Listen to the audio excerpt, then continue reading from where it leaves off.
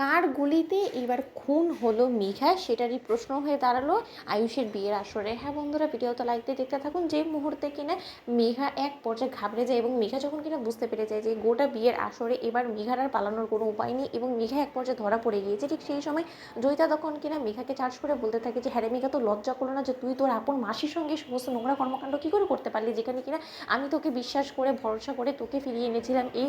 কথা ভেবে যে ইন্দ্রাণী যে সমস্ত অন্যায় অবিচার আমার মেয়ের প্রতি করেছে তার প্রতিশোধ তুই হয়তো বা নিবি, কিন্তু এখানে তুই নিজের স্বার্থের পেছনে দৌড়তে গিয়ে তুই আমার মেয়েকে রীতিমতো জেলে ভরে দিয়ে ওকে শাস্তির আওতায় আনার চেষ্টা করিস। তুই এত বড় গাদ্দারি কী করে করলি? যে মাসি কিনা তোকে মায়ের স্নেহ দিয়ে, মায়ের মমতা দিয়ে তোকে মানুষ করেছে ছোটোবেলা থেকে, তুই সেই সমস্ত কিছু প্রতিদান এত সহজে ভুলে গেলি। ঠিক সেই সময় মেঘা যখন বলতে থাকে যে আলবাদ ভুলে গিয়েছি, তার কারণ আমার কাছে আমার স্বার্থ আগে এবং আমি নিজের স্বার্থের থেকে কারোর কোনো কিছু বুঝতে চাই না, অনেক হয়ে গিয়েছে তোমাদের সমস্ত লোকেদের জন্য করতে করতে করতে করতে তোমাদের প্রতি কৃতজ্ঞতা যাপন করতে করতে আমার দেয়ালে এবার পিঠ থেকে গিয়েছি। এবার আমি সেটাই করবো যেটা কিনা আমার নিজের করার কথা এবং আমি এবার সমস্ত কিছু হাসিল করে এই সমস্ত কিছু আমি ভোগ করবো, কারণ এতদিন ধরে এই সমস্ত জ্বালা যন্ত্রণা আমি সহ্য করে অবশেষে যখন কিনা আমি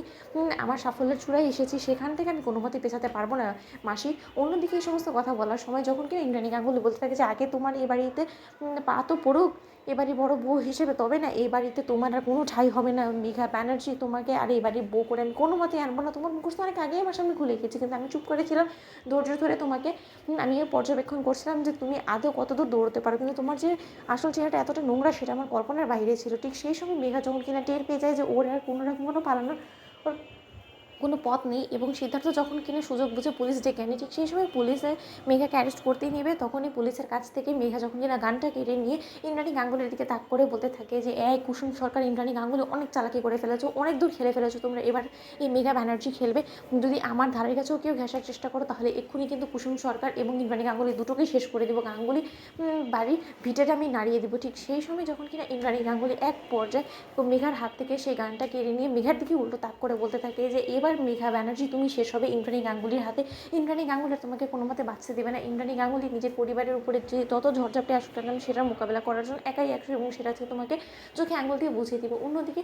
দেবলীনা যখন কিনা আড়ালে দাঁড়িয়ে বলতে থাকে যে এটাই সুবর্ণ সুযোগ, দেবলীনা কোনো মতে সুযোগটা হাতছাড়া করা যাবে না। এদিকে গুলি ছুড়বি তুই এবং অপবাদ গিয়ে পড়বে, খুনের দায় গিয়ে পড়বে ইন্দ্রাণী গাঙ্গুলির উপরে এবং তখন আমি দেখবো ইন্দ্রাণী গাঙ্গুলি তুমি কী করে